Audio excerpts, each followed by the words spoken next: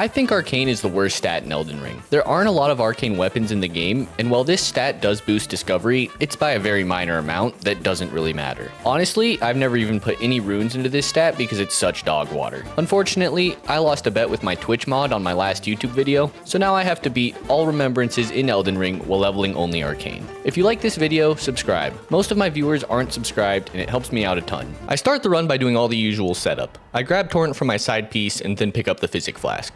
Then I make my way into Detroit to grab Radagon's Sword Seal. This talisman is pretty critical because I can't use any of the arcane weapons without boosting some of my other stats. If you have a problem with this, the video is only leveling arcane. If I want to boost my other stats to make it more interesting, I can. You can't keep getting away with this! Now I need a weapon, so naturally I go to fight Neji. And by that, I mean I let Yura fight Neji, with me occasionally swinging my club like a drunken toddler. Yura manages to easily carry me, and I get my first weapon in this run, Reduvia. Yeah, boy.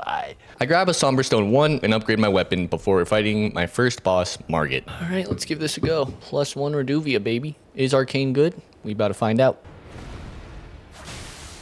Holy shit, dude. And honestly, my damage is looking pretty great. It's not awesome, but with bleed procs, it's certainly usable. For those that don't know, Reduvia's Ash of War shoots out a bloody slash, but if you use that skill in melee range, it counts the slash and the physical hit from the knife, which causes crazy bleed buildup. Basically, it's OP and makes up for my significant skill issues with this game. Margit takes a few more hits and finally goes down, so I get to move on. I now get to make my way through Stormvale, and one of the main issues in this run rears its ugly head, my low vig. I get checked a couple times trying to get to Godric, but eventually I kinda just get lucky and sneak my way through, making my rat ancestors proud. Now I get to fight Godric, and I honestly pity this guy. He's by far one of the easiest bosses in the game, and oops, just ignore that. But no, this fight is not that bad. I just pretty much hug his ass and hit L2 in phase 1, and it goes by pretty fast. Getting hit in the ass is always tough, and he can't handle the punishment I'm delivering. Phase 2 is more of the same, but because I'm awful at the game, I keep getting hit and it takes quite a bit longer. Really, most of his moves in phase 2 seem designed to stall, not to do damage, and yet I find a way to let every attack hit me anyways. Eventually, Godric falls though, and I can progress into Liurnia. I make my way through Renala's Wetlands. What do you mean by that? To EG, so I can upgrade my Reduvia to a juicy +4. I don't want to use Reduvia this entire run though, so I'm going to get another arcane weapon. I have to get through the Finger Manor first though, and fight Loretta to acquire my next specimen. Luckily, +4 Reduvia is actually doing pretty good damage to her. I won't get any bleed procs because she's a ghost, and actually I'm not entirely sure how my knife is even hitting her, but I'm honestly not sure how anything in this game works lore-wise, so fuck it, we ball and beat her with a dagger that shoots blood. Oh, the stagger? Oh, let's go. With her done, I can make my way to Padilla and purchase the Ripple Blade. This is a weird looking axe that looks more like a torture device than a weapon. It does scale with Arcane though, so we'll be using it in the future. Continuing my weapon gathering, I progress Yura's questline in order to get Eleonora's Pole Blade. I truly have no idea what this quest is about. We talk to him, murder an assassin with him, and then go to a church and he's dead? Yeah, rip my boy. So we quickly avenge him and get a nice pole to dance on for the run. At this point, I'm ready to face my next shard bearer, and most normal people would go with Renala or Radahn here. But I am not normal. I am fundamentally broken at my core and like to seek as much suffering as I can in these runs. So, I go ahead and do Vari's quest to get access to fight Mohg. Why are you the way that you are? Honestly, every time I try to do something fun or exciting, you make it not that way. Before I fight Mohg, however, I want to get the white mask from the invaders in Mohgwyn. It'll buff my damage after a bleed proc, but more importantly, it looks swag. I try to fight these invaders normally, and that's not gonna work. This dude is beating the piss out of me. So I begin to implement some strategery. I grab the Dragon Communion Seal, the Faith Talisman, and I kill Grail so I can buy and use the Rot Breath Incant. Now I go back to the invader and barf on him. Twice. Once he's rotted, I run in circles, letting him slowly fade into the abyss until I finally get my beautiful mask. With my new swag and a +6 Reduvia, I finally embrace my awful decision making and begin fighting Mohg. And it turns out he one-shots me. Awesome. This fight is awful with no vig. Bloodpedo is just beating me with a fancy stick and throwing blood all over the place, which has to be super unsanitary.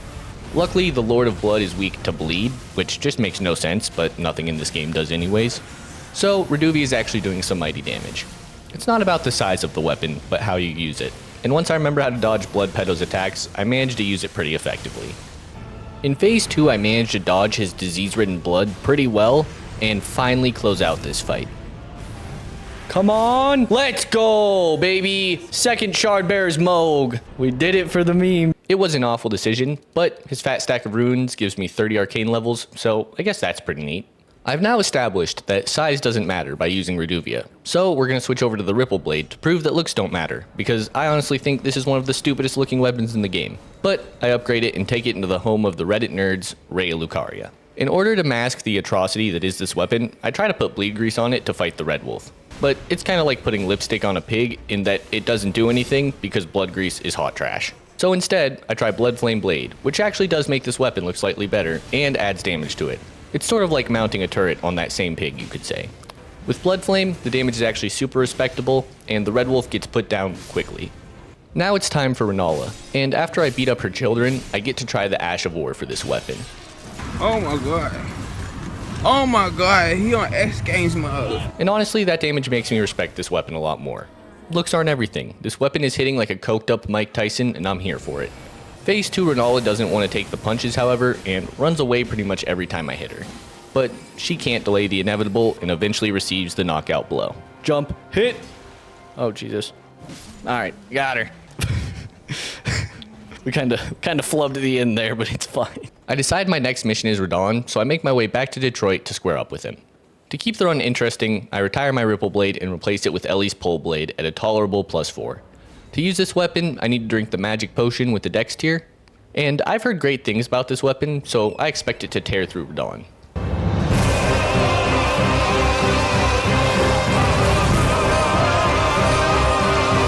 Never mind, another skill issue has appeared. In order to solve this, I choose to get the Opaline Bubble tier, so I can actually take a hit. I also go to get abducted by a virgin under Raya Lucaria to get some Somber Stones to upgrade my Stripper Pole to +6. I find that when you're having a skill issue, the answer is more damage 100% of the time. Now I go back to Radahn, and more damage seems to be working. I'm getting more bleed procs, and the health bar is moving down much quicker. This big horse-loving simp is in danger now. The bubble tier also saves my ass right here, which you just love to see. With Radahn at this low health in Phase 2, I just have to get in there and swing my pole till he dies. I get a pretty opportune bleed proc, and with that I vanquish the man holding back the stars. Sorry Radahn, you're a true Chad, but I had to do it. I now get to make my way into Leyndell, which forces me to fight the Draconic Tree Sentinel. This is another boss that one-shots me, so I pulled out Reduvia and actually took advantage of the ranged attacks. The damage isn't great, but since I'm not getting hit, it does fine. Oh, there it is!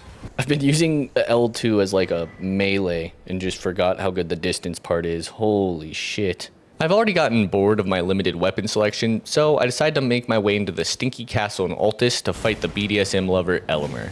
I feel a certain kinship with this man who wraps himself in spiky thorns, but I overcome my feelings and murder him for his sword. Perhaps in another life, I'd let him wrap his thorns around me. What?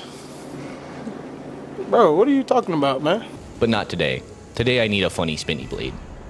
I also pick up the Black Wet Blade and Venomous Fang to give myself even more options for weapons. While I'm underground, I decide to check another victim off my list and fight the Magical Deer. He beholds my flaming metal weapon and shivers in fear as I approach him.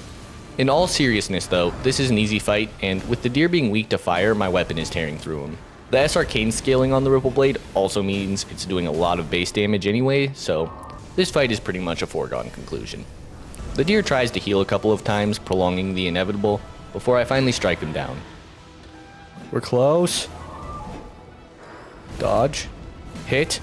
Rest easy, little deer. The good music in this fight makes up for how lame you are.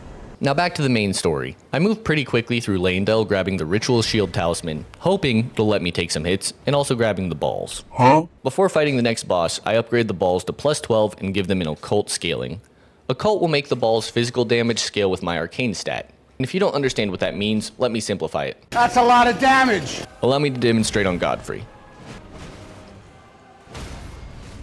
Yes, I have once again found a way to implement the balls into my run. They're just too good. If you're ever struggling with the game, just grab the balls and watch bosses choke on them. Just like Godfrey's about to. Nice! Alright, immediately gonna have to retire the balls because they're too good. I I wanted to cook up something special for Morgott, so I grabbed the Omen Smirk Mask to help myself wield Mohg's Spear and then upgrade it to plus 10 for safety purposes. I then grabbed Margit's Shackle, and I have now set up one of the most disgusting things I'm going to do in this entire run.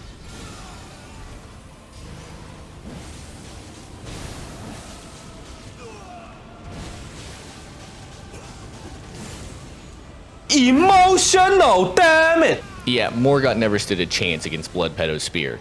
This is actually just a delete button for any enemy with a low enough IQ to stand in it. Fortunately, Morgott is one of those enemies, and after dancing around a bit in Phase 2, he catches a bloodborne illness and perishes. Now for the Fire Giant. I also wanted to try something a little special here, so I took my precious time to gather the Wing Sword Insignia, Millicent's Prosthesis, the Magic Crack Tier, and upgraded the Morea's Sword to plus 9. I also grabbed Rivers of Blood, which isn't really relevant, but it's cool. Back to the point, Mary's sword has arcane scaling, and by using everything I gathered and the Warrior Jar Shard, I'm hoping I can delete the giant with a corkscrew maneuver.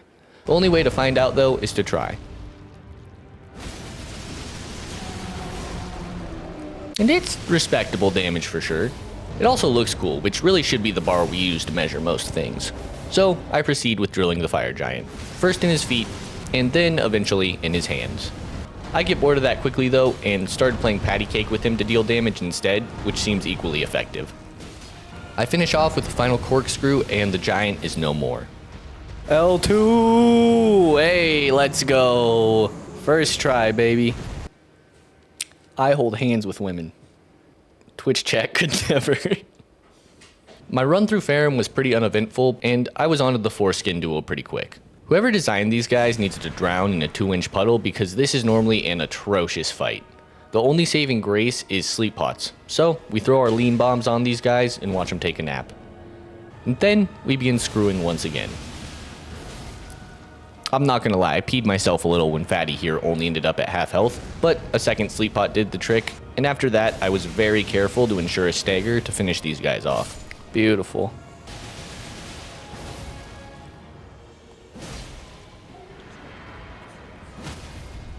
There we go. Backshot bandit, baby.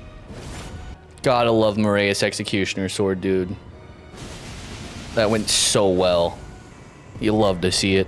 Next, I got to fight the good boy Maliketh. This is one of the coolest fights in the game, and also happens to be one I'm hot garbage at. It seems like every run I find a new way to die here, which is impressive since he has a finite amount of attacks. In order to solve this skill issue, I decided to fall back on my classic strategy, more damage. I'm using Rivers of Blood, which does fire damage, so I returned to Detroit and beat up a tree in order to get the Flame Shrouding Crystal tier. With my newly improved katana, I take on Maliketh again.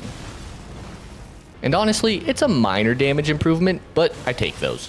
Luckily, Maliketh starts with pretty low bleed resistance, so I melt through Phase 1. Now let's see if I melt through Phase 2. Alright, here we go.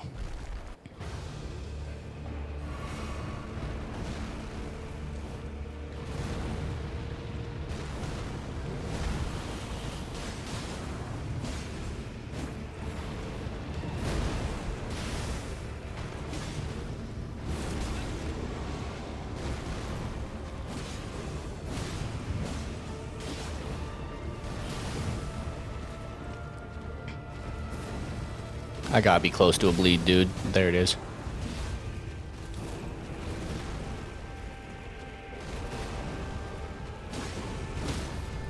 Yeah, there it is. Yep, I did. When you have a skill issue, just add more damage. It works every time. Now for another one of my least favorite fights, Gideon. This guy is a menace in low health runs, so I get in the lab and cook. I grab a Somber 10 to max out Morea's Executioner sword, then I return to Detroit for Flame Grant Me Strength. I also grab Golden Vow, and finally the Godfrey icon to maximize my L2 damage. I put the strength and magic tiers in my physic. I rock 4 damage boosting talismans, then I hit a small buffing routine of Flame Grant Me Strength and Golden Vow before I attempt to one-shot this thought. And I failed, but I can still save this. Yes! Yes! Yes! Yes! No! No! No! Fuck! Shit! Bulls! Never mind, I'm now in the hit and run portion of this fight, praying for some good luck.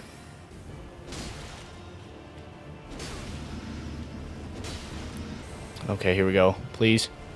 There we go. Oh, I got so worried we didn't die. Before fighting Hoarah, I want to pick a new weapon, so I go back to Round Table and settle on Venomous Fang with an occult scaling, which should deliver a metric fuck ton of damage. I also juice him up to plus 24, and now I'm ready for Hoarah. Off rip in this fight, Godfrey is a joke, and also these little snakeheads do insane damage. It only takes like 3 hits to proc the poison as well, so this poor Elden Lord is immediately getting phase transitioned. Hoarah is a bastard. I, however, have plenty of practice with him. This shirtless Chad does his best to grab me, but I'm too sly and nimble due to my rat ancestry, and all he can do is watch as I dance around and poison him. For real though, it is shocking how fast this fight is going. The occult damage type adds so much physical damage, and mixed with a status effect, it is pretty disgusting.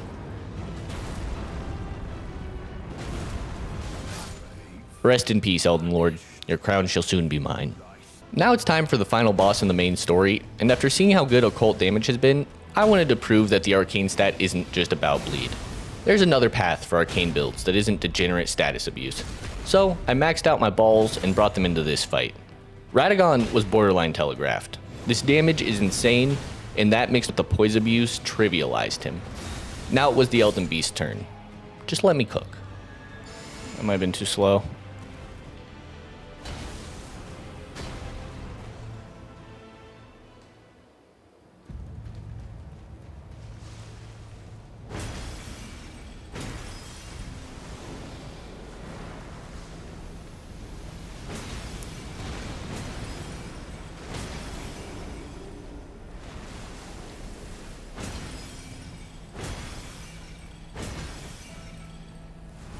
Oh, please.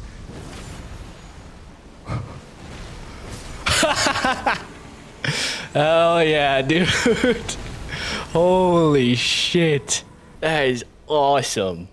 Yeah, Elden Beast got worked like a teenager at McDonald's. No Elden Stars or ring attacks allowed, just pure balls and arcane. Now I need to clean up my loose ends, and I'm gonna start with the worst one, Placidusax. I had a bit of an incident fighting him. He's getting me off the wall. Fuck! Oh, fuck, I forgot about the fire.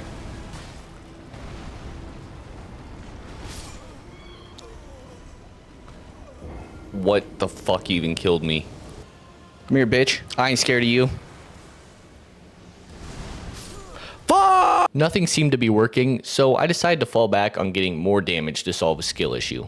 But Ratty, you ask, how will you get more damage? Well, I'm not sure if it'll work, but I decided to farm a Bandit's Curve Sword and pick up the Scavenger's Curve Sword to power stance with it. Dual wielding Curve Swords is one of the most effective and time-honored and degenerate bleed builds in the game. So now it's time to try it out. And the damage is slightly underwhelming, but I'm hitting so fast it doesn't really matter. I also get a bleed fairly quickly, which didn't happen with my other shitter weapons. So I continue to chase tail in this fight.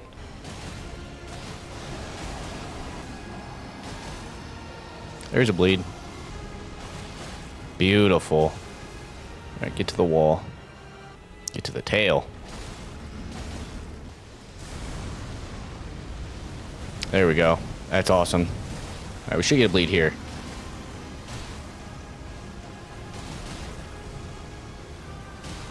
Please. Please. There we go. Oh, thank God. That was just super ugly. Next, I decide to do Rykard, and I attempt to do it with dual twin blades. Fuck. That's the worst idea I've had so far. So I decide to make things quick and upgrade the Serpent Hunter to +9 before splattering Rykard all over his cave. There we go. Seeing how much physical damage I could do on Elden Beast with occult damage was impressive, but for Astel I decided to take it one step further. So I grabbed the Giant Crusher. But Ratty, you may ask, in what world are you going to manage to get 40 strength to use that? Let me cook. I already have the strength tier in Radagon's Sword Seal, which add 15 strength to my base 10. I get the Strength Talisman for another 5 and activate Godric's Great Rune for a further 5, which puts me at 35 total strength. And finally, I grab the Grafted Blade Greatsword, which will give me 5 more, bringing me to 40. Yeah, I bet now you feel like a real idiot for doubting me. I also get Royal Knight's Resolve for a damage buff on my Giant Crusher, which I upgrade to +25 with occult scaling. With that done, I step up to Astel. I use the Ruin Arc and then drink my Physic before using the Grafted Swords L2. I then cast Golden Vow and Flame grant me strength. Now it's time for the moment of truth. What is this? Nice. Oh, this could work. Come on. Come on. Yes! 2 hits, baby. Alright, Arcane is a dope stat. Occult scaling is crazy for physical damage, and I was wrong to ever doubt the power I would achieve in this run. I head to Deeproot Depths next to deal with Fortissax the zombie dragon, but first I have to deal with Fia's champions. Bear witness to the most engaging Elden Ring gameplay you've ever seen. Oh shit. That was a close one. I almost got surprise attacked there. Oh no, another close one. He almost got me.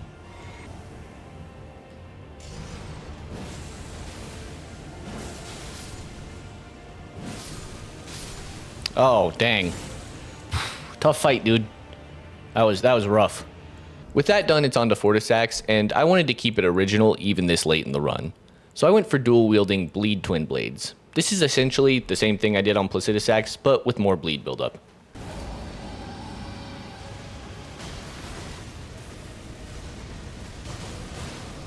That's a bleed. And Fortissax clearly doesn't like it. I don't know what it is about the twin blade attacks and his giant legs, but it feels like I'm sort of just scratching him with funny sticks, and his health bar is depleting at a rapid rate. It looks stupid and has no right to work this well, but the twin blade jump attacks absolutely delete the zombie dragon. Nice! And now I get to move on to my final boss. In order to get to Malenia, however, I have to go through quite the ordeal. First up is Niall and his Dick Riders. On my first attempt, I managed to get off really good damage before immediately being deleted.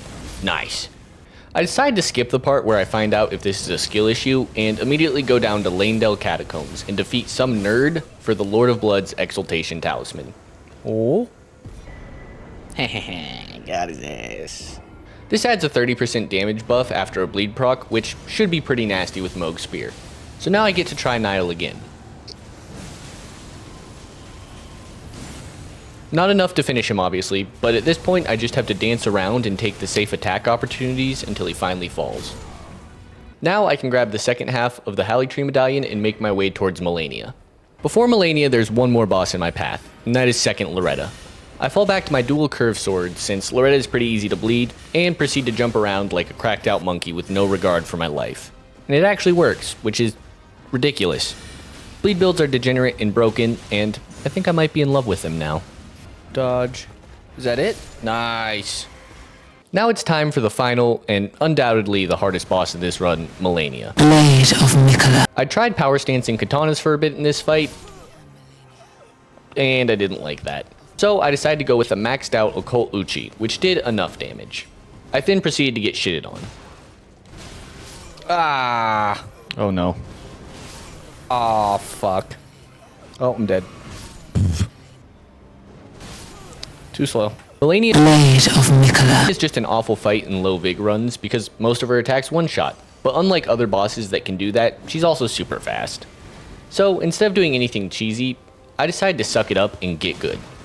I used to think Arcane was the worst stat in the game, but at this point, I had faith that a simple Uchi with high damage from Arcane scaling would be able to carry me through this fight. And also it has bleed, so like, that's gonna carry.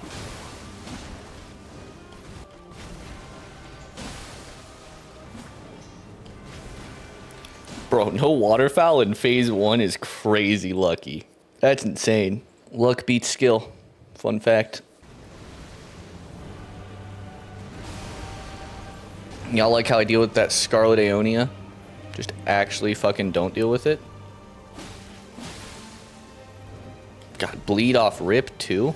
Brother, what is the luck?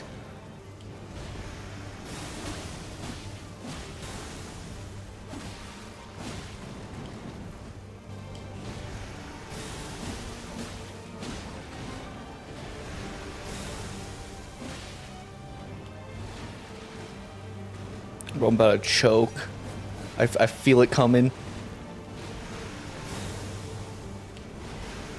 Oh, beautiful. Woo! We're fucking done, baby! That's fucking Elden Ring only leveling Arcane, baby. Let's go. If you liked that video, be sure to check out some of my other Elden Ring challenge runs. Until next time, be good, be kind. Adios. Bleed!